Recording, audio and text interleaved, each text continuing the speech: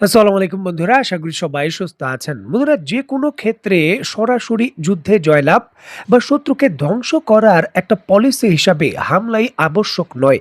অনেক সময় কৌশলগত দাবার চাল বা পরোক্ষভাবে চাপ প্রয়োগ এর থেকে বেশি কাজে আসে। দেখুন, যুক্তরাষ্ট্রের মতো সুপার পাওয়ার তারা ভালো করেই জানে মধ্যপ্রাচ্যে ইরানকে ততক্ষণ পর্যন্ত পুরোপুরি কোণঠাসা করা সম্ভব নয় যতক্ষণ পর্যন্ত চীন এবং রাশিয়ার সহযোগিতা বন্ধ না হচ্ছে।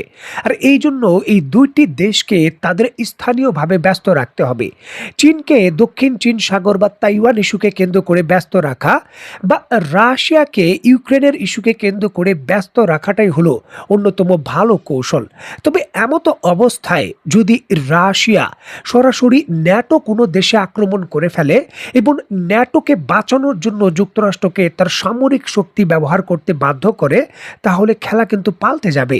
আর এইবার এমনই হয়েছে। বন্ধুরা, স্ক্রিনে বর্তমানে আপনারা একটি নজিরবিহীন দৃশ্য দেখছেন। ন্যাটোর গুরুত্বপূর্ণ সদস্য দেশ রোমানিয়ার কৃষ্ণ সাগরীয় যে বন্দর রয়েছে কনস্টান্টায়, সেখানে সরাসরি ড্রোন হামলা হয়েছে এবং সেই ড্রোন হামলার দৃশ্যই হলো এটি। দেখুন, ন্যাটোর অন্তর্ভুক্ত দেশের জলসীমায় এই ড্রোন বিস্ফোরণের ঘটনা এইবারই প্রথম। এর পূর্বে এইভাবে কোনো ড্রোন হামলার কোনো বন্দরে, বিশেষ করে ন্যাটো দেশের ভেতর, এই ধরনের ঘটনা ঘটেনি।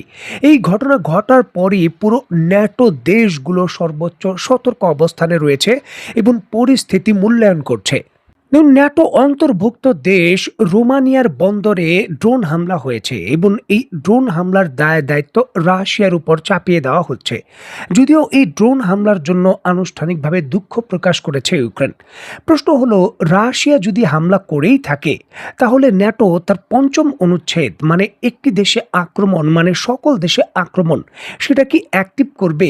আর রাশিয়া যদি আক্রমণ করেই থাকে, তাহলে এই আক্রমণের জন্য কেন ইউক্রেন দুঃখ প্রকাশ করছে? দেখুন, ইউক্রেন দুঃখ প্রকাশ করছে কারণ ন্যাটোর বন্দরে, রোমানিয়ার বন্দরে যেই ড্রোনটি হিট করেছে সেটি ইউক্রেনের তৈরিকৃত।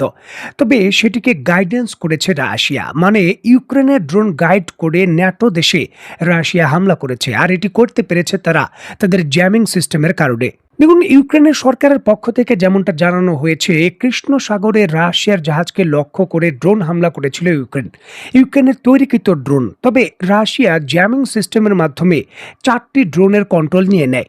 তারপর দিক পরিবর্তন করে রোমানিয়ার বন্দরের দিকে ধাবিত হওয়ার সিগন্যাল দেয় রাশিয়ার জ্যামিং সিস্টেম। ইউক্রেনের 3টি ড্রোন সমুদ্রের মাঝেই নিজেকে ধ্বংস করতে পারলেও একটি ড্রোন রাশিয়ার জ্যামিং সিস্টেমের গাইডেন্সে সরাসরি রোমানিয়ার বন্দরে গিয়ে আঘাত আনে। সামরিক বিশেষজ্ঞরা বলছেন, রাশিয়া ন্যাটোর বিরুদ্ধে কাঁটা দিয়ে কাঁটা তোলার যে কৌশল রয়েছে সেটা ব্যবহার করেছে। জিপিএস সুপ্টিং, এটি সাধারণ কোনো জ্যামিং এর চেয়েও বিপজ্জনক। সাধারণ জ্যামিং জিপিএস সিগন্যাল ব্লক করে দেয়, ফলে ড্রোনটি বুঝতে পারে যে সিগন্যাল হারাচ্ছে।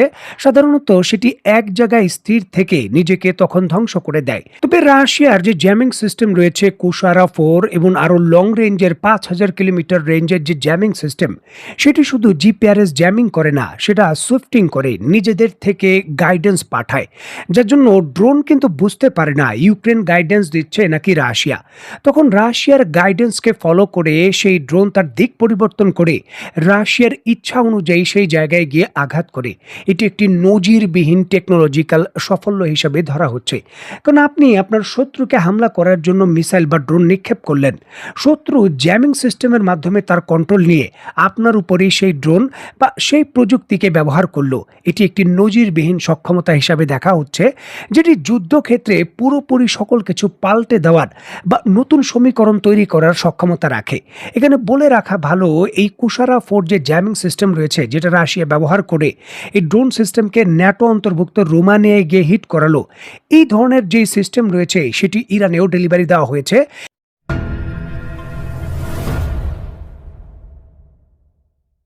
দেখুন, রাশিয়া এবং ইউক্রেনের যুদ্ধ যতটা বেশি শক্তিশালী হবে, ততটাই কিন্তু যুক্তরাষ্ট্রের এবং ন্যাটোর একটি নতুন ফ্রন্ট নিয়ে ভাবতে হবে। ইরানের ইস্যুগুলোকে ছাড় দিতে হবে।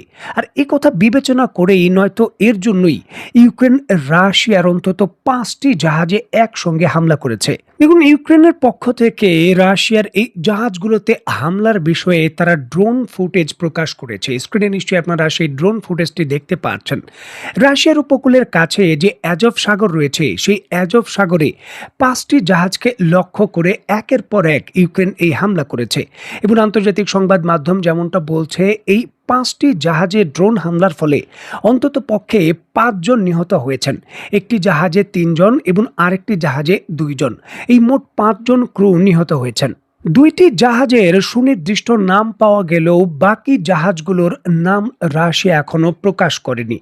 রাশিয়ার যে বিভিন্ন ধরনের রপ্তানি রয়েছে, বিভিন্ন পণ্য রপ্তানি, খাদ্যশস্য রপ্তানি, সেই সকল যে হাইওয়ে রয়েছে এবং সেই সকল যে রুট রয়েছে সেখানে ইউক্রেন এখন হামলা শুরু করেছে।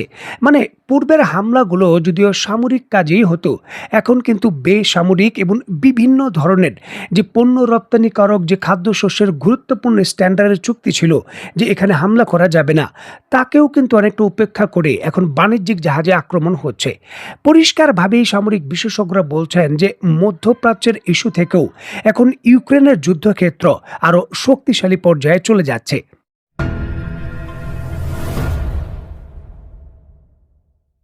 দেখুন, একদিকে যখন রাশিয়ার 5টি জাহাজে ইউক্রেন আক্রমণ করেছে, 5টি পণ্যবাহী জাহাজে, ঠিক অপর দিকে এই রাশিয়ার যে প্রতিবেশী দেশ রয়েছে ন্যাটো অন্তর্ভুক্ত দেশ লিথুনিয়া, তারা ন্যাটোর কাছে তাদের রক্ষা কবচ হিসাবে পরমাণু অস্ত্র বহন করা বা সেখানে মোতায়েন করার ব্যাপারে কথা বলছে। অত্যন্ত গুরুত্বপূর্ণ এই বিষয়টিকে কেন্দ্র করে স্ক্রিনে নিশ্চয়ই আপনারা দেখতে পাচ্ছেন দ্য ইউরেশিয়ান টাইমস সহ অন্যান্য বড় বড় গণমাধ্যম এই বিষয়ে গুরুত্ব সহকারে প্রতিবেদন প্রকাশ করেছে যে রাশিয়ার বাল্টিক সাগরের কাছে যে নেভার রয়েছে বা প্রতিবেশী দেশ রয়েছে, লিথুনিয়া রাশিয়ার সম্ভাব্য আক্রমণ থেকে নিজের দেশকে রক্ষা করার জন্য তারা ন্যাটো দেশের রক্ষা কবচের অংশ হিসাবে বা ন্যাটোর আমবেলার অংশ হিসাবে তারা যুক্তরাষ্ট্রের কাছ থেকে পরমাণু অস্ত্র মোতায়েন চায়, যেটি ইউরোপের বর্তমানে 4টি দেশে মানে তুরস্ক ব্যতীত 4টি দেশে মোতায়েন রয়েছে। এখানে আপনাদের সুবিধার্থে বলে রাখা ভালো, বর্তমানে যুক্তরাষ্ট্র তার পরমাণু অস্ত্র ভান্ডার থেকে ন্যাটোর যে নিউক্লিয়ার সেফটি আমব্রেলা রয়েছে তার অধীনে জার্মানি, ইতালি, বেলজিয়াম, নেদারল্যান্ড এবং তুরস্ক, এই 5টি দেশের ভেতর 20টি করে মোট 100টি পরমাণু বোমা মোতায়েন রেখেছে। তবে এই 5টি দেশের কোনো দেশই রাশিয়ার সীমান্ত ঘেঁষা বা রাশিয়ার সীমান্তের কাছাকাছি নয়। যদি ন্যাটো বা বিশেষ করে যুক্তরাষ্ট্র নতুন করে সিদ্ধান্ত নেয় তারা লিথুনিয়ায় পরমাণু অস্ত্র মোতায়েন করবে, তাহলে এটি একেবারে রাশিয়ান সীমান্তের একেবারে কাছে, এই দেশগুলো থেকেও কাছে। এটি রাশিয়ার জন্য অত্যন্ত বিপজ্জনক হিসাবে রাশিয়া বিবেচনা করছে, কারণ জার্মানি, ইতালি, বেলজিয়াম, নেদারল্যান্ড এবং তুরস্ক এই দেশগুলোতে যে পরমাণু বোমা রাখা হয়েছে সেগুলো গ্র্যাভিটি বোমা, অর্থাৎ বিমানে লোড করে এগুলো রাশিয়ায় নিয়ে ফেলতে হবে, যেটা সময় সাপেক্ষ এই দেশগুলোর ভূখণ্ড থেকে। তবে লিথুনিয়া একেবারে সীমান্তের কাছে, সেখানে গ্র্যাভিটি বোমাও যদি মোতায়েন করা হয় রাশিয়ার ভূখণ্ডে সেই বোমা প্রয়োগ করতে 10 থেকে 15 মিনিটের মধ্যেই কিন্তু তারা পারবে। সুতরাং ব্যালিস্টিক মিসাইলের কার্যক্রমের অনেকটা কাছাকাছি চলে আসবে যদি লিথুনিয়ায় পরমাণু অস্ত্র মোতায়েন করা হয়, যেটা রাশিয়া কখনোই হতে দিতে চায় না, এমনটা রাশিয়া ঘোষণা করেছে। দেখার বিষয়ে দুই পক্ষের এই কৌশলগত যে খেলা এবং পাল্টা খেলা, সেখানে চূড়ান্তভাবে কৌশলগতভাবে কে এগিয়ে থাকে। তো বন্ধুরা, আজকের মতো বিদায়ী, নতুন কোনো ভিডিও নিয়ে আবার দেখা হবে। সেই পর্যন্ত সবাই ভালো থাকবেন, সুস্থ থাকবেন এবং বাংলাদেশকে ভালোবাসবেন। আল্লাহ হাফেজ।